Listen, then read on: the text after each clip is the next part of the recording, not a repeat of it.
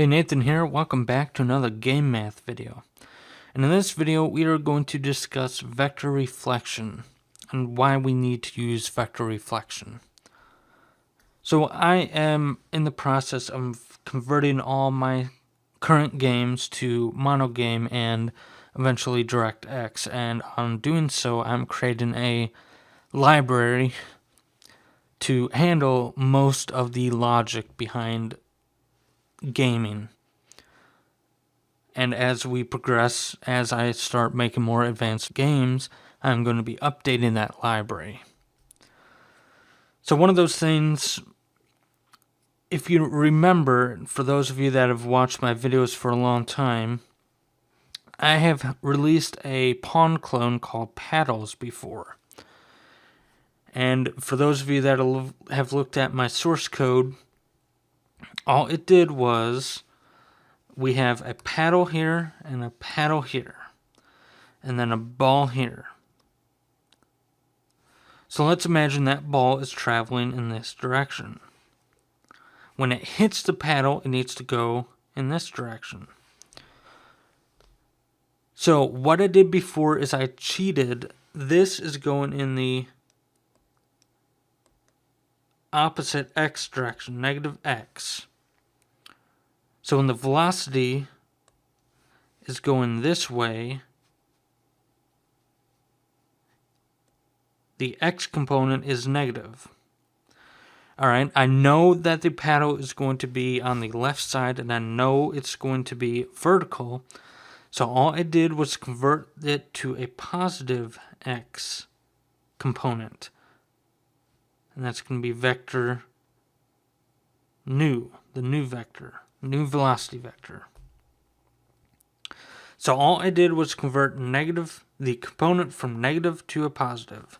And when it hits here, if the ball is here, and it goes this way, and it needs to go this way, I converted it from positive x to negative x. Then I just repeat the process. That's all fine and good on a pawn clone. But what if you have some surface that is not 100% perfectly straight, or is a circle, or anything other than a simple line?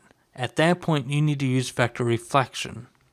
Or if you want to have your paddle here, I'm going to expand this and make this a wide paddle. And the ball's coming from down here, and it's going in this direction. And eventually it's going to hit this corner. And you want it to hit that corner and bounce something like that. Again, you can reverse the y direction, but you can use a simple formula, and we use that formula in order to determine 100% a reflected vector from where it hit. Instead of just guessing, hey, let's just convert negative x to positive x. It might be fine, it might not. This way, we know 100% this is the reflected vector. This is the guaranteed result, no matter what the surface is. So what do we need to do? So we have our giant paddle here. And let's bring up the colors here. I'm going to grab this color here. So this is the velocity. That's the velocity vector. And then it hits the paddle, and now we want to calculate the reflecting velocity. And that's going to be, let's choose this green here. So that's going to be something like that, and that's going to be the reflected velocity.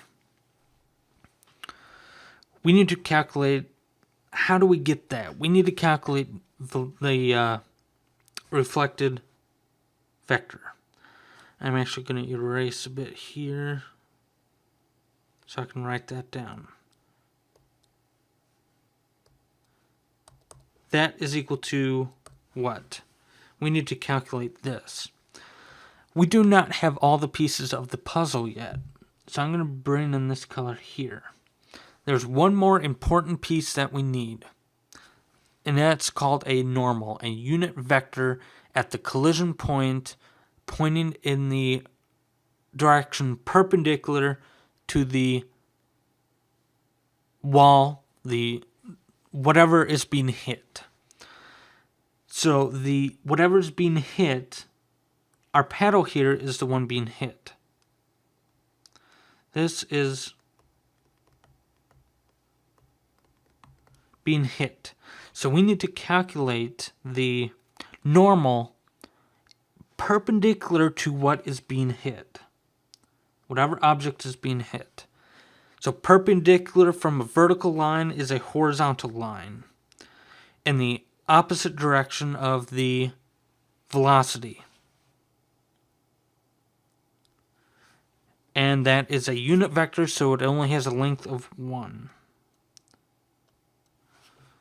It's a unit vector, it only has a length of 1. It's perpendicular to whatever's being hit, and it's pointed in the direction of where we want the ball, where we want the velocity to go to. We want the velocity to then turn to the right, so the normal is pointing to the right. So that is the second part of the equation. How do we get n? We know velocity, we have our game objects. The object is traveling at a certain speed at a certain angle, so we can find our velocity. And whenever our collision detection says there is a collision, at that point we know the velocity of our object. But where do we get n? The way I've set this up, rectangular collision detection, it's really easy to find n, the collision point. So n here is going to be returned from the collision code. So whenever we have a valid collision, n will be returned with it. So we have n. Our library is going to provide n. And we know our velocity. So we know we don't have to do anything to check. Now things will get difficult. If you have a sphere, if you're doing sphere collision detection or anything else, it gets more difficult.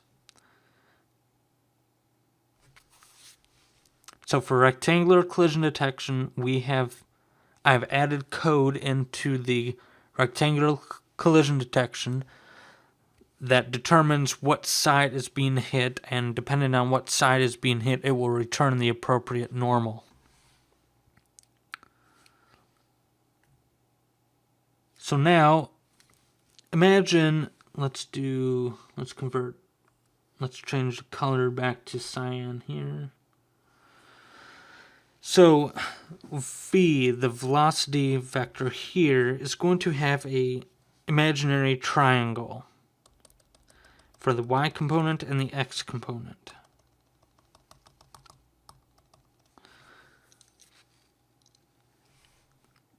So this is the horizontal portion is the x component, the vertical portion is the y component. I'm going to label that as A, not Y.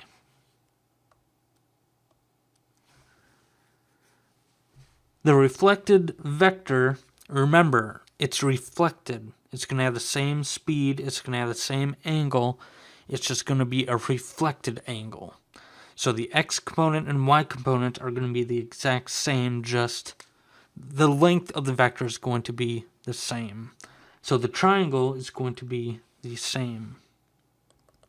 The imaginary triangle here is going to be the same. Now I'm going to erase this and actually modify my vector here so it matches. And we're also going to call that A. So from V to VR, we have 2A.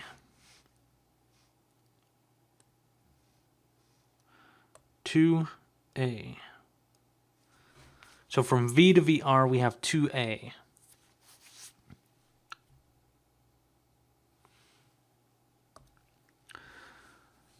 So VR, let's go back to VR here. VR is equal to 2.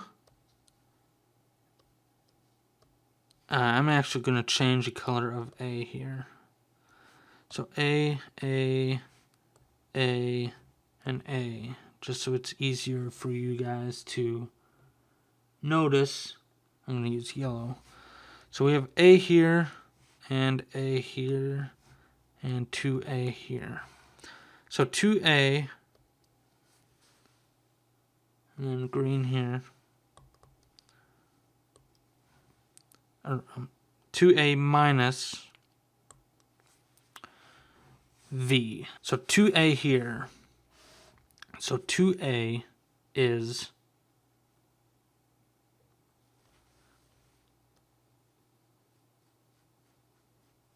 that is 2A. 2A minus V. And if you remember, I will provide a link to my vector math PDF file that I've done in 2009. Actually, I could probably pull it up here. Alright, so I just pulled up the PDF file. So subtracting vectors requires one additional step. If we have two vectors, u and v, alright, so we want to have u minus v here. So u is here. You see u here. And we see v here. So u minus v is that red line there. So we need to, going back to Photoshop here, 2a minus v gives us VR. So 2a here minus v gives us that. And there's a whole process you need to do to visually know that that is correct.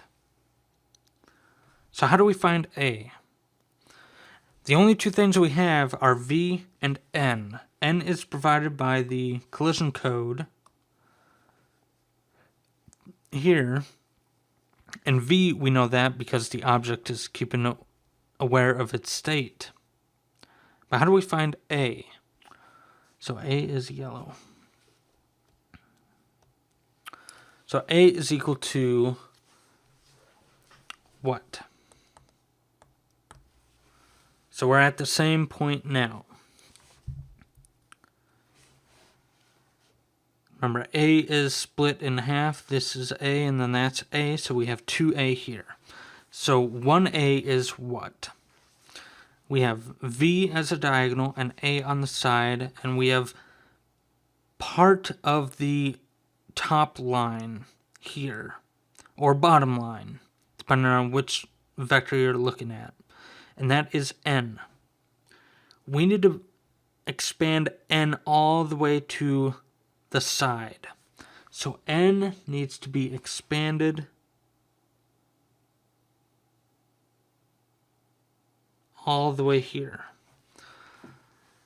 In order to do that, so this is N here.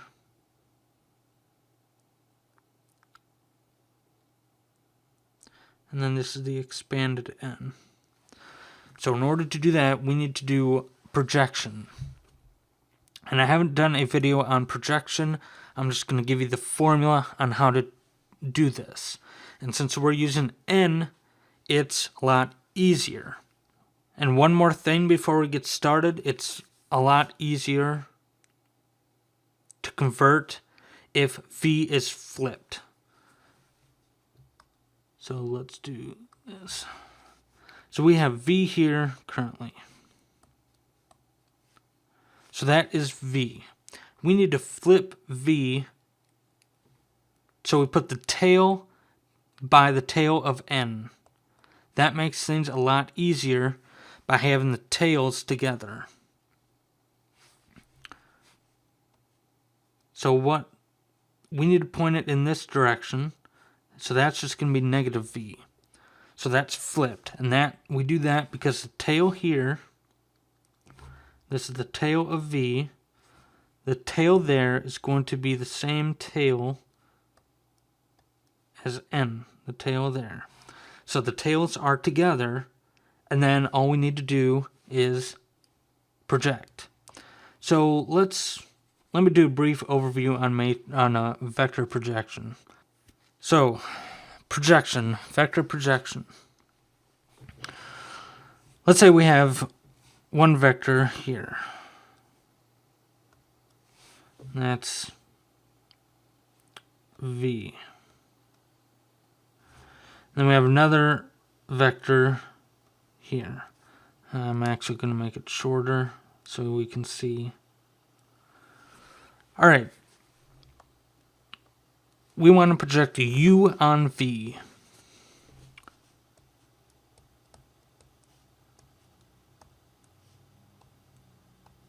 So u on v. So I'm just going to throw the math out there. U onto v.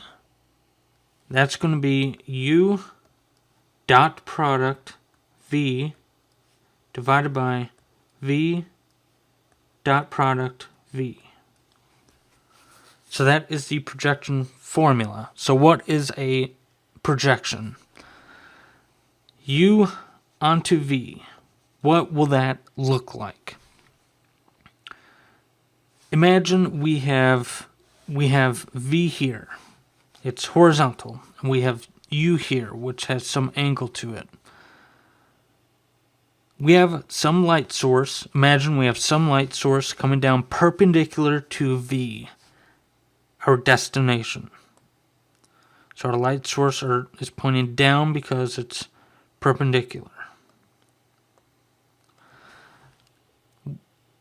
Imagine u is a ramp or some object that is capable of casting a shadow. So if the light source is directly pointed vertically down, the shadow u onto v is going to look like this.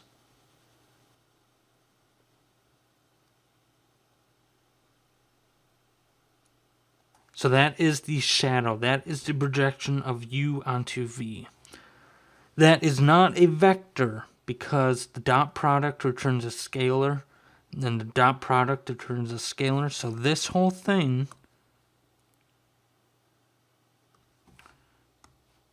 is a scalar value.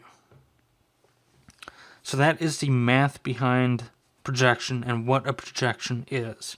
So you can see what we're going for. We need some way to convert n to where its end point is at the point of A. So since that projection returns a scalar, we just multiply that value times n. Remember, n is a unit vector, so it only has a length of 1. So just multiply a scalar times 1, and that will give us our length.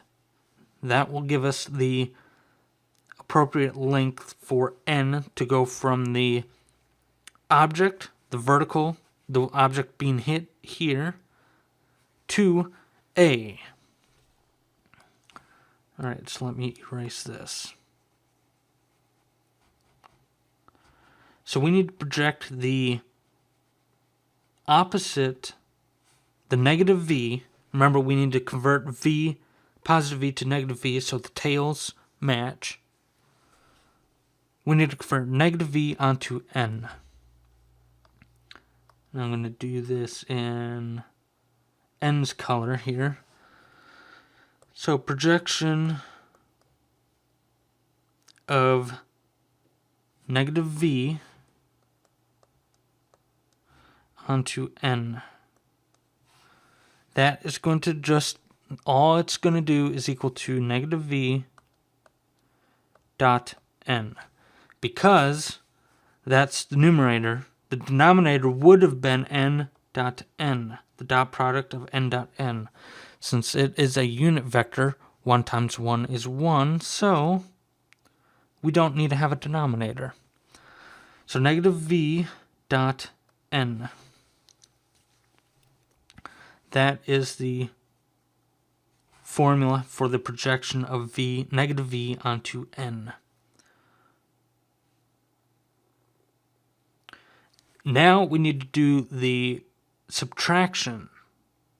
So what we need to do is to get a,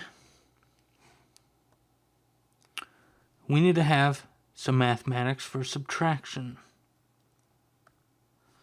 A is equal to v, let me color code this again.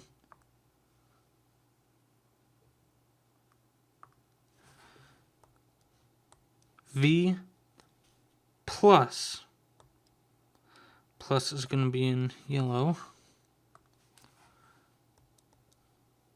plus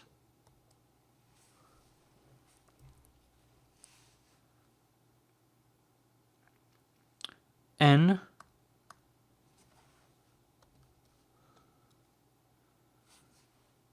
multiply it by that projection scalar,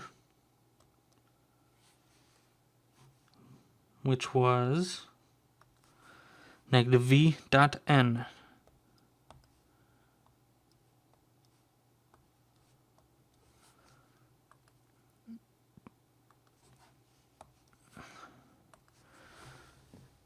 So that is how to find a. It's v plus n expanded to where it meets a. So that is why we use the scalar of projection of v onto n, because that gives us our maximum value. And again, we did negative v because the tails need to match in order for projection to be correct on how we want it without any more calculations on our part. Converting it to a negative v just makes things a lot easier. We do not have to do anything else. And one vector plus another vector will give us our final vector, which is a. And now we have two unknowns here, a and vr, but we know the math behind a, so we can replace the formula for a, we can replace that and that. So the resulting formula is going to be VR is equal to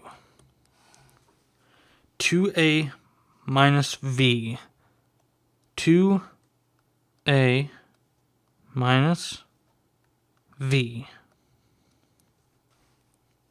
All right, that's going to equal to whatever a is, which is v plus n times the scalar result of the projection of negative v onto n. So that's 2a minus v. Okay, so that's going to equal to 2 and then v, 2v plus 2n times the scalar result of the projection of v, negative v onto n. Nope, wrong blue. Negative v onto n minus v. Okay, so 2v minus v, we can get rid of that v. It's just going to be v. So another equal line here equals v plus 2n. The n up here is supposed to be the pink color. Negative v dot n. So that is the resulting one. You could also do v minus 2n, but the scalar is going to be positive v dot n. And the good thing about mathematics is any one of those is equal. So you could stop here if you want to use this formula. But these are the resulting formulas that you could use.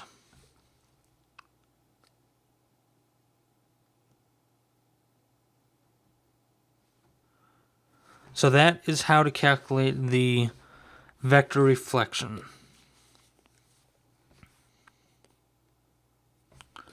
By using these two formulas here. So now we're back to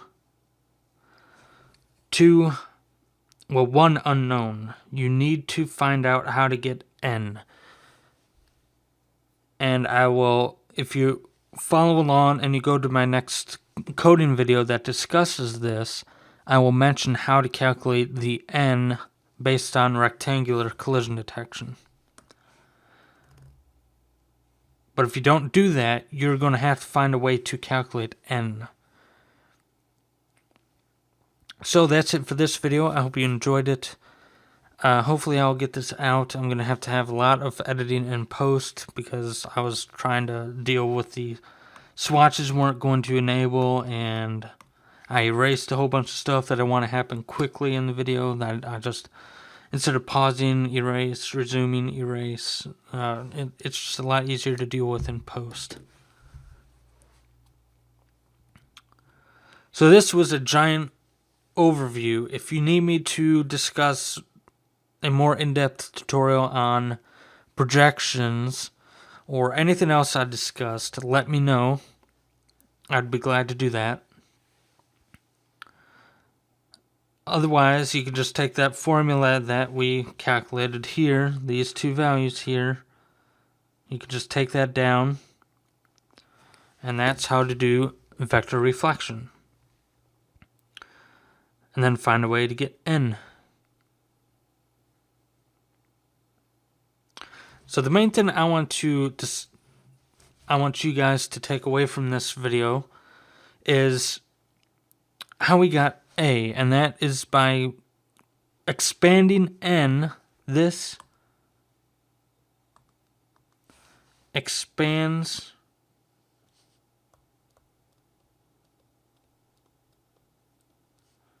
n to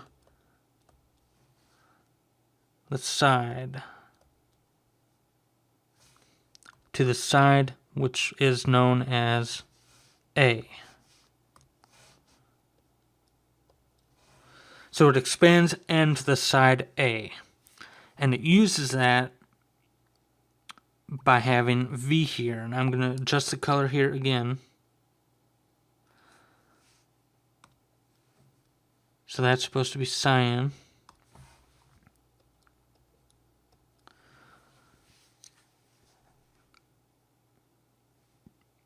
So the reason we flipped V here is negative. The reason we flipped that is so the tail of V is on the tail of N. We can move a vector wherever we want.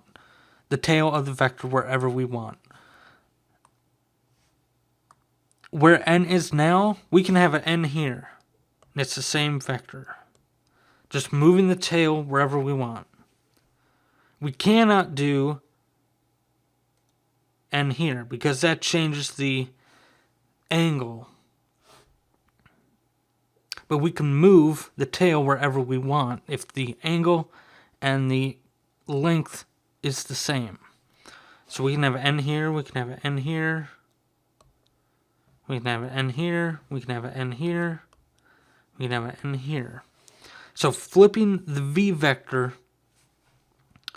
and just putting the tail on N and keeping everything the same, that is valid. So what we did here to expand N to the side A, we just flipped V and put the tail of the flipped V on N. So that way we can do a projection of negative v onto n. And this is the formula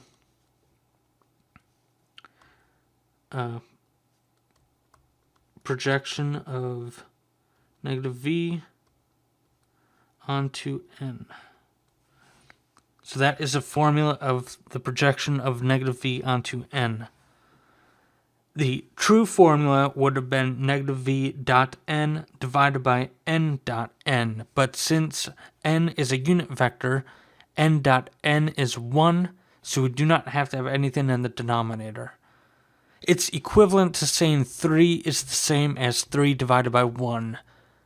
That divided by 1 is not needed when we talk about 3 or 4 or 5. It would be weird if I say 5 divided by 1 instead of just 5. So that the denominator is not necessary in this projection formula here. So that is why we just have the numerator in this equation. And then we add v to that. V plus the expanded n. The expanded n is here.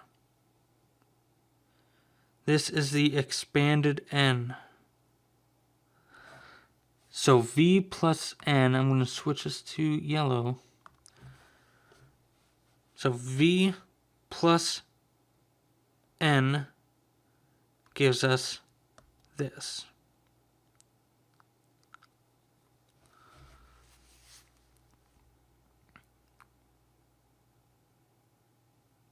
Think of that as we have v here. We want to push the top of v to the right. So that is going to point this way. Eventually, we're going to get to the a here. So that is why we add.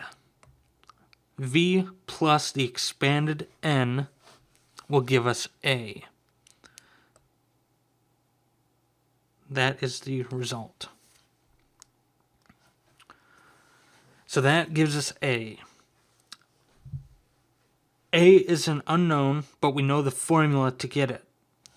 VR is unknown, but we know the formula to get it. But A is unknown, so we have to replace the formula of A in the formula of VR. And that is what we did here. We replaced the formula, we replaced A here with the formula of A here.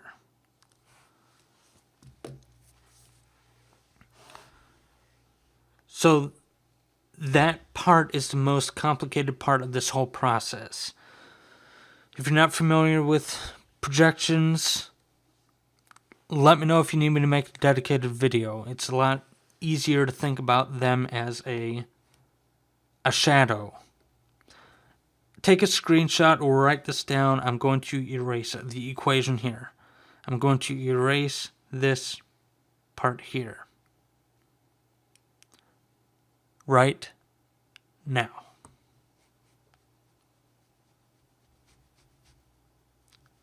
I'm just going to do one final overview of projection just to make sure everybody understands. And if you still need me to make a video, just let me know in the comments. Make sure the tails are the same. So I'm going to bring up colors don't matter anymore instead of different sections. So we have one vector here. And that's going to be V. That's V, not U. V. Alright, now we have another color. I'm going to just do white. And that's U. So, projection of U onto V. Imagine the tails are right here. The tails are connected. So it's a lot easier to do this. It's a lot easier to visualize this. Cast a light source perpendicular to the destination. V here is the destination.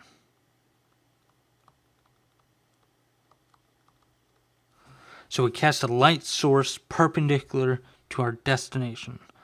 So our light source is pointing down. Imagine now U is casting a shadow based on that light source. So at that point, it's going to be this. That is not a vector.